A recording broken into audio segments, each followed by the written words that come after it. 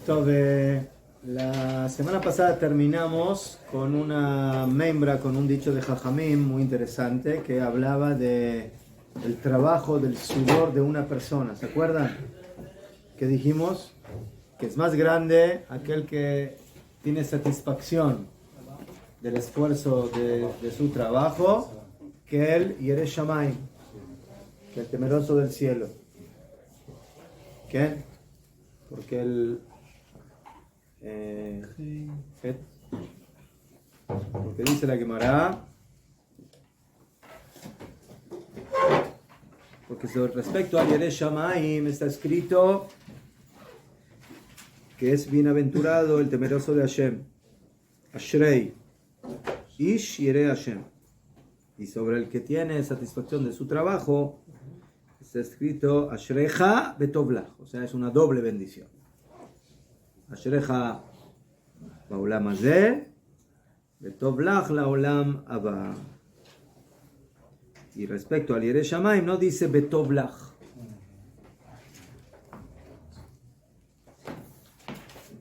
Esto es solamente una de las cositas que dice aquí el Rav Kook.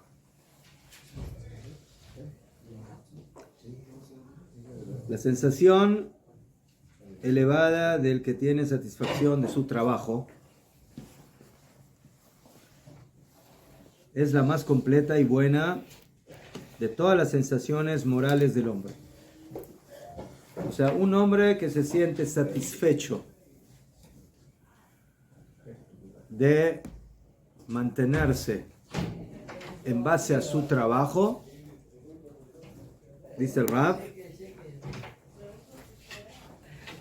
es una sensación de moral y de ética de gran nivel.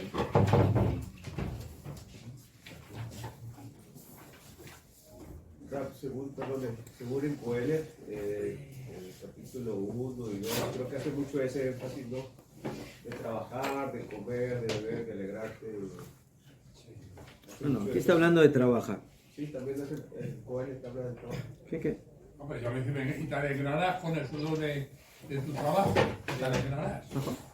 Entonces, el Rab dice que esa sensación es una sensación elevada, de que la persona siente satisfacción del esfuerzo de sus manos, de su trabajo, y es lo más completo y lo mejor de las sensaciones morales del hombre.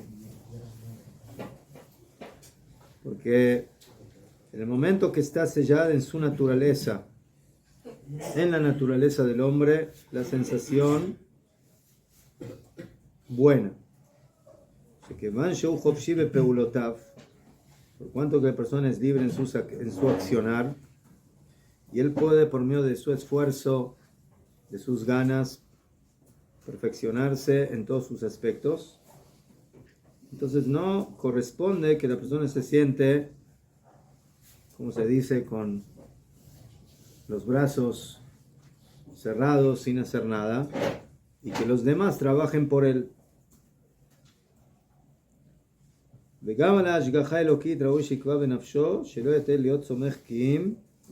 Y tampoco corresponde que la Ashgaha Elokit, que la supervisión divina, fije en su espíritu,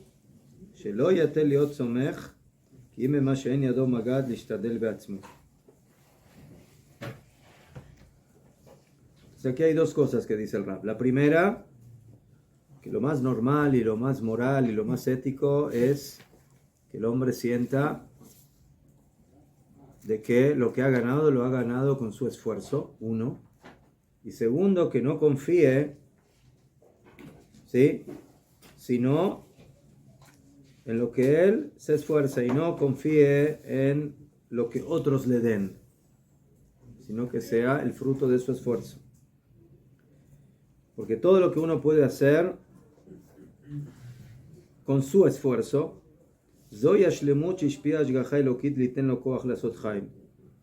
sea, Hashem te dio a ti fuerza, te dio poder para que tú puedas hacer ese trabajo, entonces lo tienes que aprovechar, porque para eso te lo dio. Para que el bien que tú recibes, lo recibas por medio de tu trabajo y tu esfuerzo. Según el Rav Kook, esto es un acto de moral y de ética. Y esa fuerza moral va a llevar al hombre a elevarse. ¿Por qué? El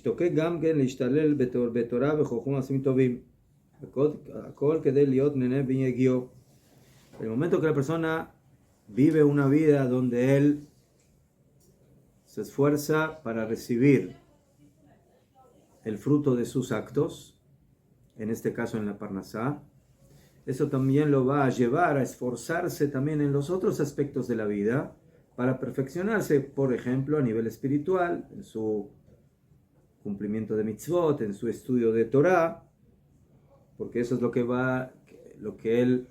eso es como él vive. Él vive en una vida donde él se esfuerza para ganar lo que él tiene que ganar. Y si él tiene que esforzarse para ganar su sustento, él de esa forma también entiende de que tiene que esforzarse para ganar su crecimiento espiritual por medio de Torah y de mitzvot. Para que él diga, yo lo hice con mis propias manos. Rega. Y no va a necesitar de recibir sustento o el apoyo de la caridad. Y eso lo va a llevar a niveles muy elevados. Y dice el Rab, eso está por encima de la sensación de la irat shamayim, del temor al cielo,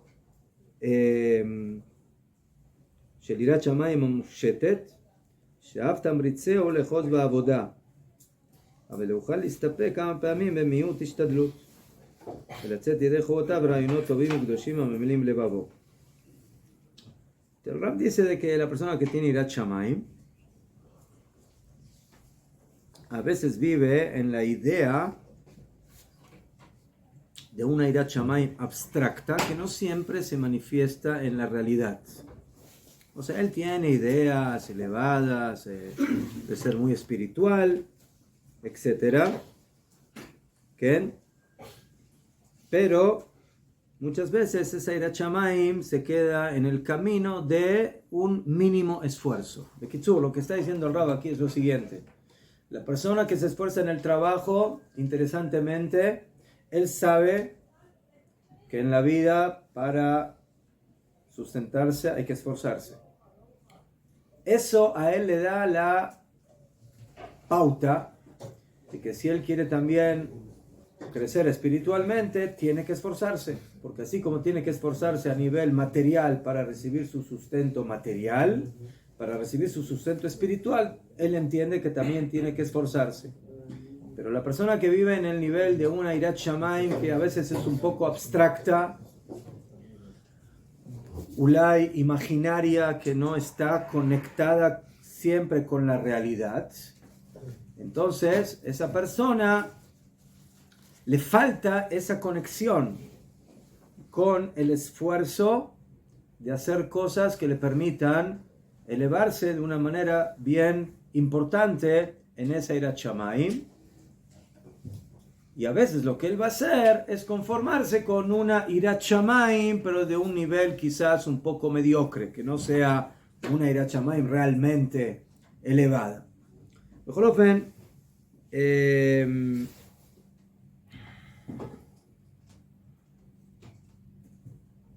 El Rav continúa, yo quiero ahora seguir con la Gemara, pero de mañana, o sea, es interesante, ¿sí? Que hay que entender de que muchas veces lo que la persona hace a nivel de su esfuerzo vale por todo. ¿Sí? Lo que tú vas a recibir de otra persona, no importa si es material o espiritual. ¿Sí? Shlomo HaMelech, Soné matanot yihye, el que odia regalos vivirá. Azmajón, es mucho más cómodo, mucho más agradable recibir regalos. Y regalos no solamente materiales, a veces espirituales. Cuentan que el Bet Yosef, Rabbi Yosef Karo, él tenía un magit, tenía una jabruta,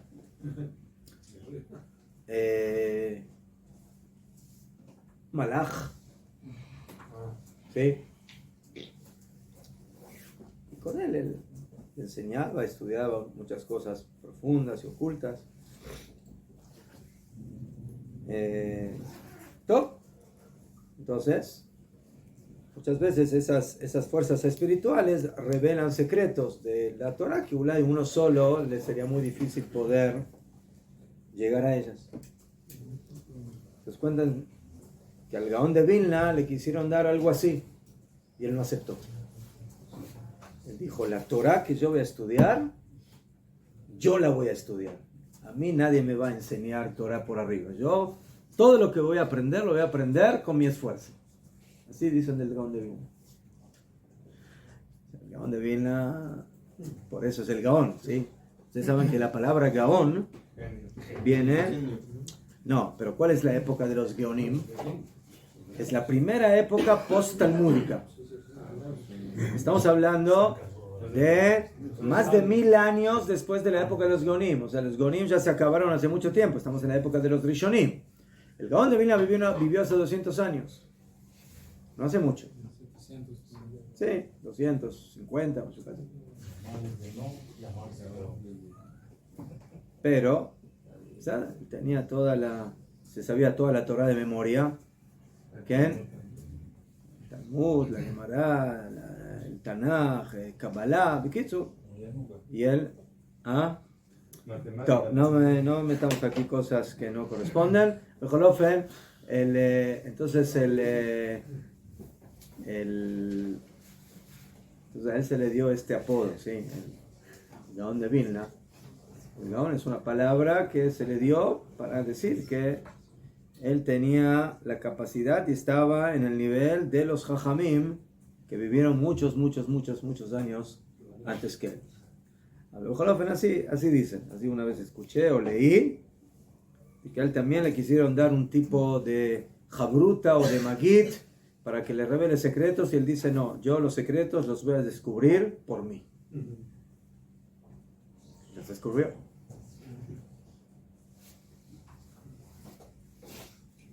Eso es Igia Kapeja Kitogel, ¿sí? El esfuerzo del trabajo de uno mismo. Entonces, señores, continuamos. Dice la Gemara.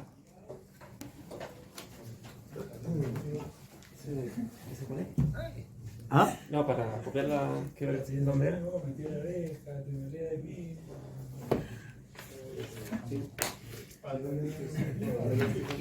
No,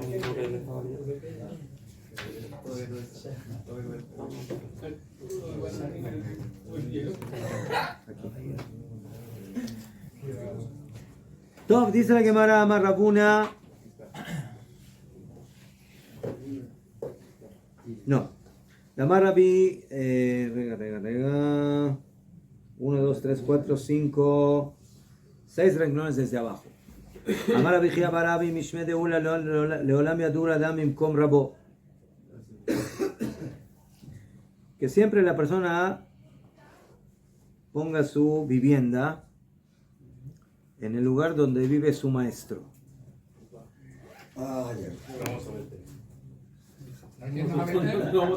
Shekol Zman.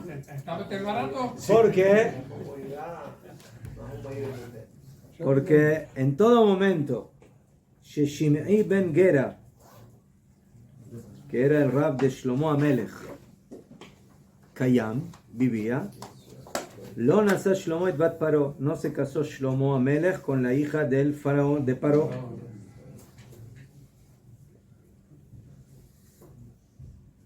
¿Por qué? Porque en el libro de Melachim, cuando hablan de la muerte del maestro de Shlomo Amelech, Shimi ben Gera, ahí está escrito inmediatamente en el otro capítulo, Vaitchaten Shlomo et Paró Melech Mitzrayim. Que se casó Shlomo con Paró, como va, no con Paró, sino con la princesa, con la hija de Paró. Vaikach et bat Paró vayevia el ir David. Top. Shlomo Amelech era un hombre cosmopolítico. Él quería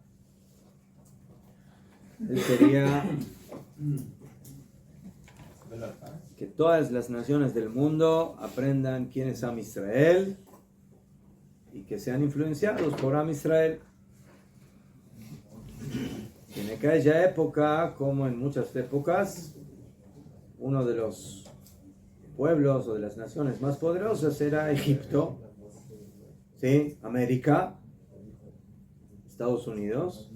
Entonces, si tú quieres influenciar de la Kedushá, del Bet HaMikdash, de Am Israel, a las naciones, entonces qué mejor que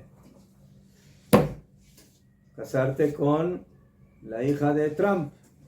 Ya está ocupada, pero Ulay tiene otra, no sé, que se puede convertir, ¿no? Ulay, ¿no? Hay que ver si tiene otra hija.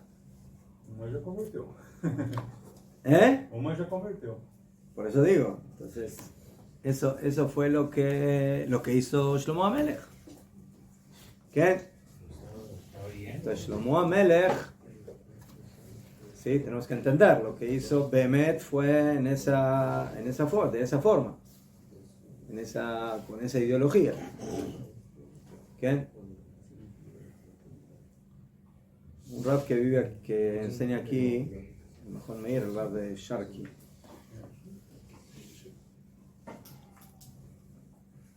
Él dice que tiene una teoría de cómo explicar que en la Torá vemos que constantemente Am Israel está en contacto con Mitzrayim. Dijo, ¿por qué estamos todo el tiempo conectados con Egipto? Todo el tiempo hay relación con Egipto. ¿Sí? Ya desde el principio nuestros patriarcas, nuestras matriarcas, siempre había algo con Mitzrayim. Y después nos forjamos en Mitzrayim, y luego Yetziat Mitzrayim, y todo el tiempo Zecher Yetziat Mitzrayim. ¿Qué tenemos con Mitzrayim? Conexión.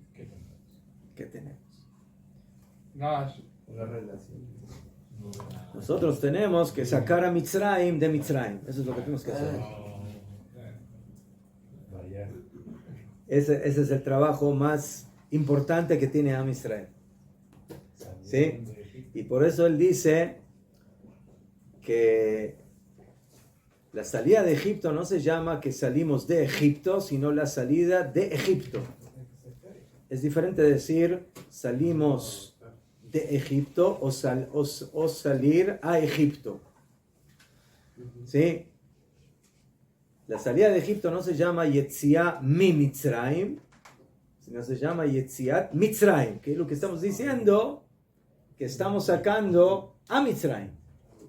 Cuando Am Israel se libera de Mitzrayim, no solamente que él se libera de Mitzrayim, sino que también está tratando de sacar a Mitzrayim de Mitzrayim.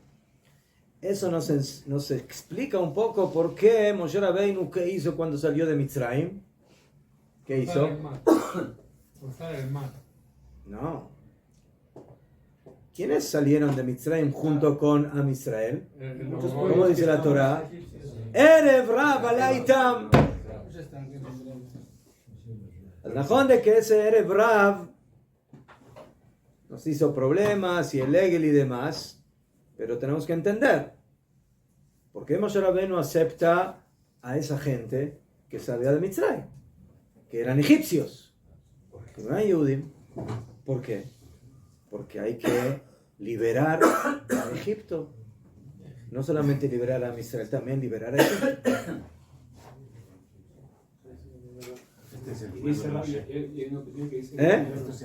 Entonces, Am Israel tiene una función nacional, pero también tiene una función universal. Entonces,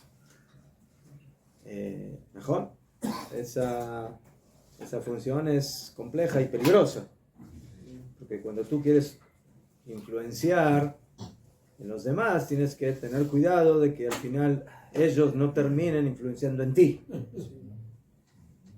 ¿Mejor? Y eso es un poco lo que por ahí pasó con Shlomo HaMelech, y lo que pasó con el Rav, que al final ellos nos incitaron al Geta Egel, al becerro de oro. ¿Sí? Y interesantemente, cuando Abraham Avinu llega a Mitzrayim, ¿se acuerdan? Lo primero, cuando hay hambre en Canaán, llega a Mitzrayim. ¿Mejor? Y ahí de qué habla la Torah, del encuentro entre Paró y Sará. O sea, constantemente estamos ahí teniendo vínculos, ¿sí?, con los dirigentes políticos de la historia. Am Israel está en esa situación.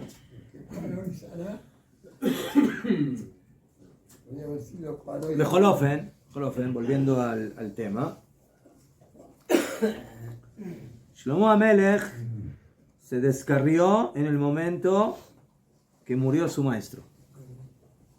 Mientras tenía la maestría por encima, entonces tenía la guía que en los momentos que quería o veían en él que se inclinaba hacia algo incorrecto, entonces venía la llamada de atención. En el momento que murió, ahí empezaron los problemas. ¿Cómo dijo el nombre de Así es lo que digo. Shimei ben Gera. Shimei ben Gera? ¿Qué? Entonces la sabiduría venía de su maestro o venía ¿Ah? la sabiduría venía de su No, la sabiduría era de él, pero Entonces, ¿cómo es posible? se sabe, hay gente que es muy sabia, pero que no siempre actúa de manera sabia. Mira, Saúl Amelech. Najón. Un filósofo que le enseña filosofía y moral y ética a sus alumnos, que él tenía noches educativas, Eran noches filosóficas. Cuando los alumnos le preguntaron por qué tiene esas noches cuando las clases de día son diferentes, dijo, bueno, sí, así como el profesor de geometría no es rectángulo, yo tampoco no soy.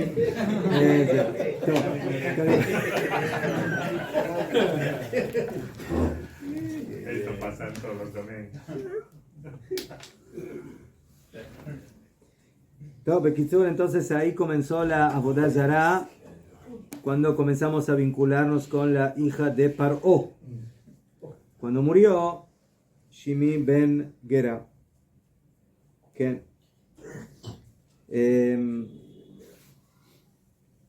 Hay de los Mefarshim que dicen que por supuesto Shlomo HaMelech se casó con Bat Paró, no cuando era egipcia, sino que pasó por la Rabanut, le dieron la cita en la Rabanut, tenía visa vigente, no había problema, ¿sí? Pasaporte con visa de por vida. Pero pasó por Rabanut muy rápido. No, hizo el proceso, Majonorá, todo eso. Más rápido fue la mujer Tenía palancas de dejó. No esperaba un año y pico. Más rápido fue la mujer de Abraham Avinu. Cuando murió Sara, que volvió a Jesús. Agar, sí. Agar, que era egipcia, ¿no? Sí. Era la hija del... ¿Está? Entonces uno de los Mefarshim, el Ralbag, dice que Mehmet Baray, que Shlomo cuando se casó con Bat Paró fue cuando se convirtió, pero no hizo lo que corresponde, porque ahí también tenemos el problema de que al egipcio se le permite, la Torah dice que recién en la tercera generación de conversos se puede aceptar al egipcio. ¿Sí? Por ejemplo, al moabita, no, nunca. Sí, a lo que pasen 10 generaciones, no moabita femenino, ¿sí? Ruth, moabita masculino. ¿Sabes?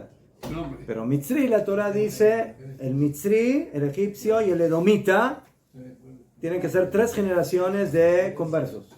Entonces, se convirtió con él no nos podemos casar, segunda generación no nos podemos casar, tercera sí, pero la hija de Paró era primera generación. Al nieto. Entonces a pesar de que era conversa, pero existe la prohibición de casarse a Filu con ella cuando era conversa porque era primera generación. ¿Todo? Aparte que tenían ¿Qué? para elegir, Tenían mismo. De una forma o de otra, Jajamín consideran de que esta actitud no fue la correcta. ¿Y eso por qué sucedió?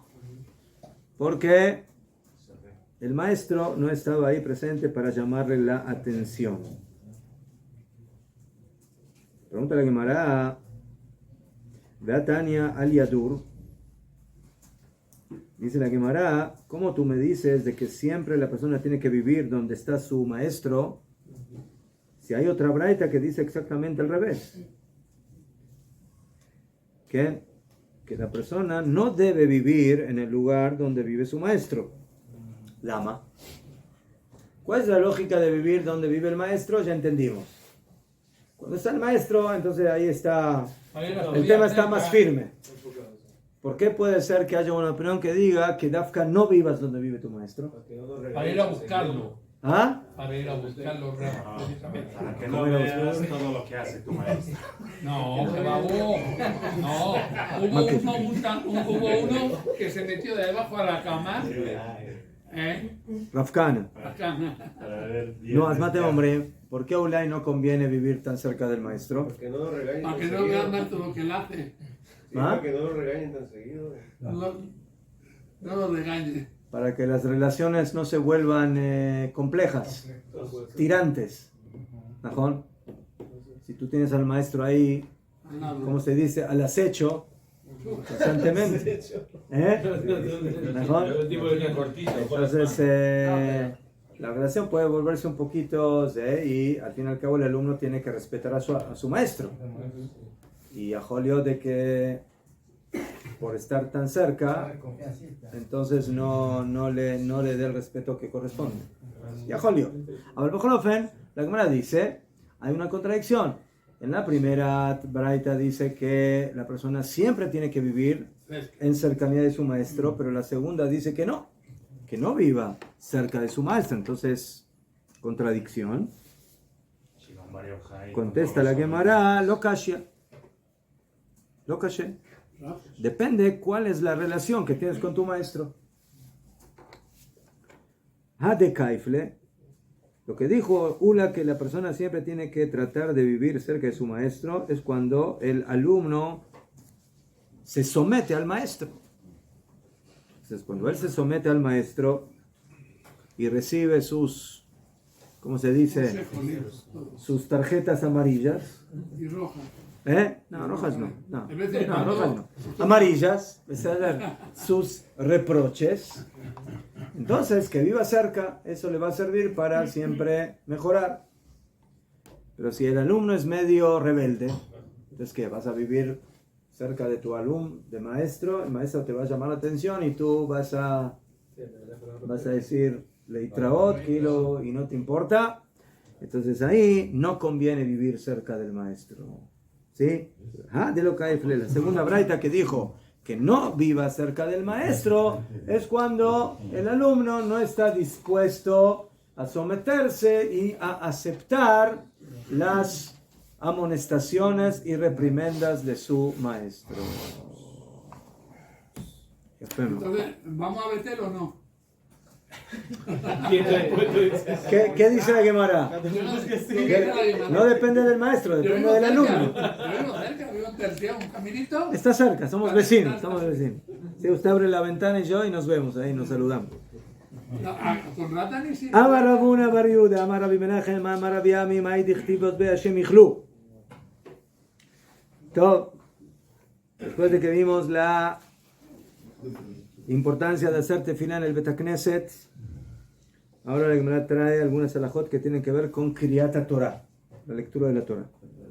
Dice la Gemara, está escrito en el profeta Ishayahu, capítulo 1, Ve'ozvei Hashem ichlu, los que abandonan a Hashem serán destruidos. ¿quiénes son los que abandonan a Hashem? Dice la Gemara, los que abandonan a Hashem es el que está en la sinagoga en el momento de la lectura de la Torá. ¿Y están hablando? No. Y en la mitad de la lectura tiene algo muy importante que hacer, irse de la sinagoga. Ah, está muy bien. O sea, irse en la mitad de Kriyat Torah significa abandonar a Hashem. Ze ameniach Sefer Torah veyotze. Ese es el que deja el Sefer Torah y sale. Pero Entonces- cuando está hablando un pasuk, ¿Ma? cuando está hablando una lía, por ejemplo, Najón.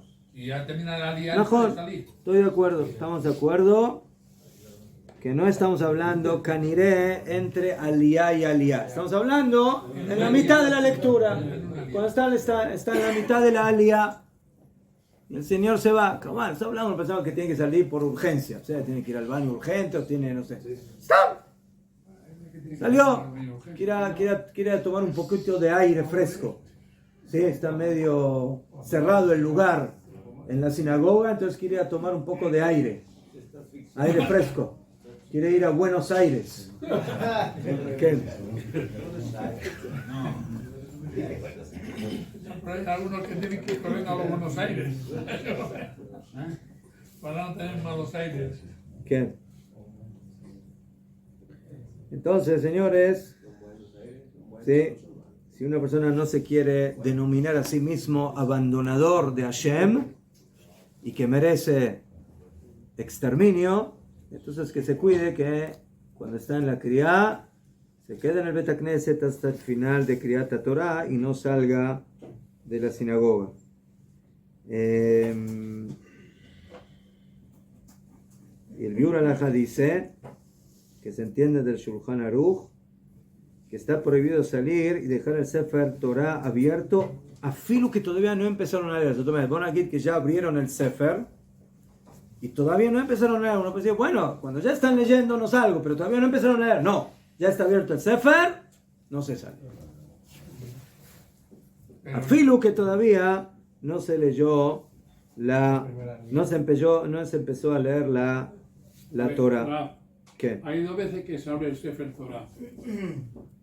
Me refiero en dos. Una es cuando sacamos el Sefer Torah nosotros. O sea, el Akba, sí, cuando se muestra. Lo ¿Najón? abrimos. ¿Najón? Y luego otro es cuando se abre elijo? para la lía. ¿Najón? Entonces, en el momento que el Sefer Torah está abierto, no se sale. ¿Qué? Ya, del Rambam se podría entender diferente, porque el Rambam dice en Ilhot Tefilá, Asur latzet min hakneset b'shah she'akore kore. O sea, en el momento que el Baal Kore está leyendo. Mashma, de que Dafka cuando ya empezó a leer, es problema, pero si todavía no, dijorá, mashma que no está prohibido. Jolofen, vemos aquí que abandonar el Bet HaKnesset en el momento de Kriyat Torah es algo que es problemático y hay que tener mucho cuidado. Continúa la Gemara diciendo, Rabbi Abau nafek ben Gabra le Gabra. Rabbi Abau salía, como dijimos antes, entre aliyah y aliyah. ¿Sí? Cuando terminó una aliyah, y ahora están haciendo mishevera, y donativos, ahí beseder, ahí no es necesario estar en la sinagoga, y si uno se salió en ese momento, se beseder. ¿Qué? Y si uno va a entrar mientras está, debe esperar mientras está leyendo la Torah o se puede entrar. No, entrar no hay problema. Entrar, El problema es salir. salga. Salir. ¿Qué? Como que también hay que tener cuidado en esto, ¿sí? Pero cuando uno sale entre aliyah y aliyah, también tiene que cuidar porque va a salir y luego empieza la otra aliyah y él está afuera. Entonces se va a perder la cría. A lo mejor que en el momento que salió en el momento que no es problemático, pero hay que estar en el Bet HaKnesset y no salir hasta que terminamos. ¿Qué pasa si una persona salió entre Pasuk y Pasuk? No sé, es un Baal Koré medio lento y terminó un Pasuk y él está ahí en la puerta preparado para que cuando termine el Pasuk se sale. antes de que empiece el próximo pasuk. Entonces también está dicha la misma halajá que acabamos de estudiar. Sí. Dice la Gemara. Él está leyendo que el tiempo sea lento, no quiere decir que la lía se pare. O sea, es No. aliyah y aliyah. No, pero la Gemara dice que está prohibido salir cuando se está leyendo la Torah. Él salió cuando se está leyendo la Torah. No, él salió entre pasuk y pasuk. Entonces contesta la Gemara, Teiku. Más de Teiku, Safek.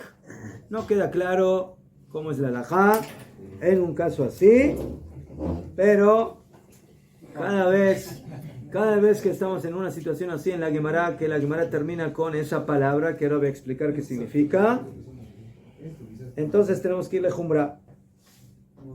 ¿Sí? Como es Safek de la Torah, entonces hay que lehmir y no salir. La palabra Teiku tiene dos explicaciones. Teiku es ta'amot. Entonces ta'amot, aquí te quedas parado, kilo, no hay respuesta. Hay Safek, unos opinan caja, otros opinan lo yodim. Pero hay una opinión que dice que la palabra Teiku son las iniciales de Tishbi. Dice Tishbi. Eliyahu Hanavi, Eliyahu Atishbi. ¿Najón? ¿Najón? ¿Conocen el canto que se canta en Motzei Shabbat? Eliyahu Hanavi, Eliyahu. Yafé, muy bien. Entonces, ese es Eliyahu. Entonces, Tishbi, Eliyahu, Taf, Yud, Tei, Yetaretz, responderá, Kuf, Kushiot, o sea, preguntas, Ve Abayot y dudas. Entonces, cuando hay una duda en la Gemara, ¿cómo queda la halajá? ¿A quién le tenemos que esperar? A Eliyahu. Esa es la explicación de la palabra Teiku. Todo. Continúa la Gemara y dice Rav Sheshet me'ader ape begaris. Rav Sheshet, en la mitad del Sefer Torah, daba vuelta su cara y estudiaba lo que él estudiaba. No sé, Mishnah, Gemara, él seguía estudiando lo que él estudiaba. Kilo, en otras palabras, estaba ahí, pero no le hacía caso a la Kriyat Torah. Así dice la Gemara. ¿Qué? ¿Y por qué hacía así? Porque él decía, Amar, Anan Bedidan, nosotros en lo nuestro, de Inu Bediduy, y ellos en lo suyo. Kilo, cada uno está en su negocio. La comunidad está, o la congregación está en Kriyat Torah, y yo también estoy en mi Kriyat Torah, pero en la mía personal. Top. ¿Se beseder o se lo beseder? No suena bien. ¿Eh? No suena bien. No suena bien. Entonces Rav Sheshet no sabe que no suena bien. Pasa que hay que ser Rav Sheshet. Ahora usted me Que Rav Sheshet no sabe de que Altifrosh Minat Zigur, no te apartes de la congregación. Más de. Todos están escuchando Kriyat Torah y tú sigues estudiando tu Gemara aparte. Kilo más de. Si él estuviera aquí, yo no diría eso. No, por eso.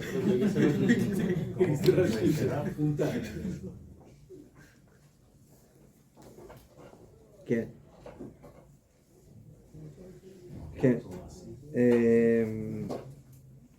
Entonces, hay quienes dicen de que Rav Sheshet, que estaba ocupado en estudiar Torah, y que Torato humanutó, que realmente él estudiaba Torah todo el día y no paraba de estudiar. Entonces, él dice, una persona que no todo el día estudia Torah y viene a la sinagoga y escucha Kriyat Torah, entonces él tiene que poner atención en esa Torah que está leyendo el público. ¿Por qué? Porque él no está en la Torah constantemente. Pero yo, que de cualquier manera estoy constantemente en el estudio de la Torah, entonces yo tengo derecho de continuar en mi estudio y no tengo que interrumpir en lo que está la congregación. Así dice Rav Sheshet.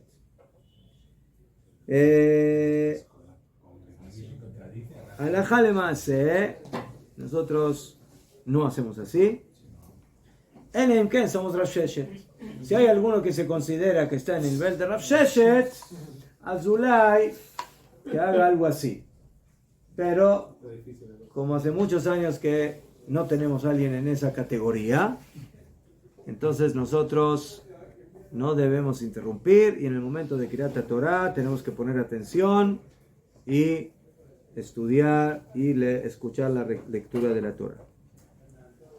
Vamos a terminar con algo que dice la Gemara que es muy interesante. Amar Rabuna bar Yehuda amar Rav Yami.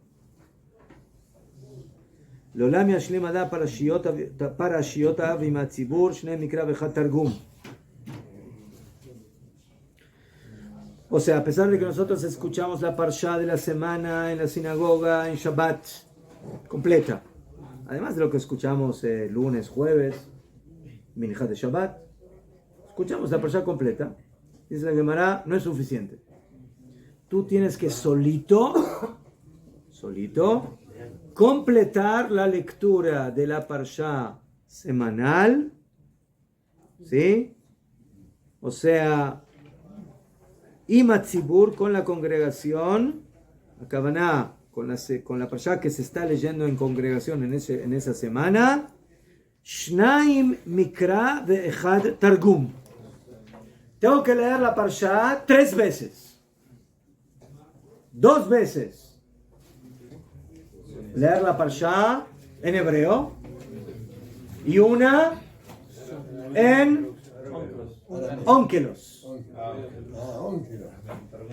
Lectura en arameo. Ónkelos es el estudio, es el comentario. Ónkelos es la traducción aramea de la Torah.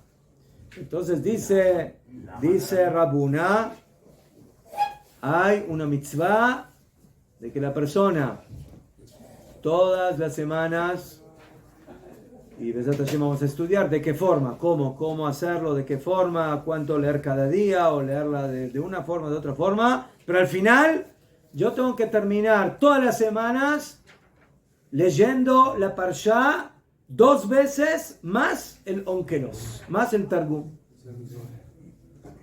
Esa es mitzvah. ¿Pero? ¿Por qué? ¿Por qué? ¿Para qué? Bafilu Atarot Bedivon, Bafilu Parshiot, donde aparecen nombres que teóricamente no tienen traducción, los tienes que leer 3 veces.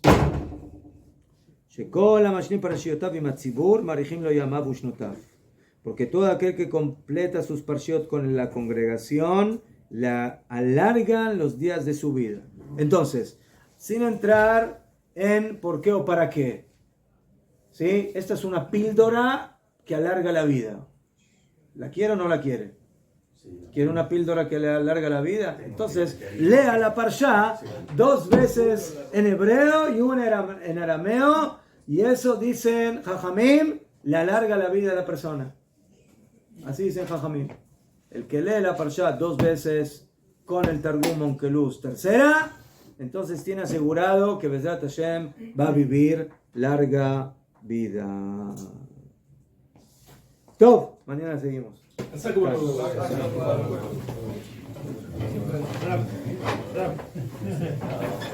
perdió el paso con él.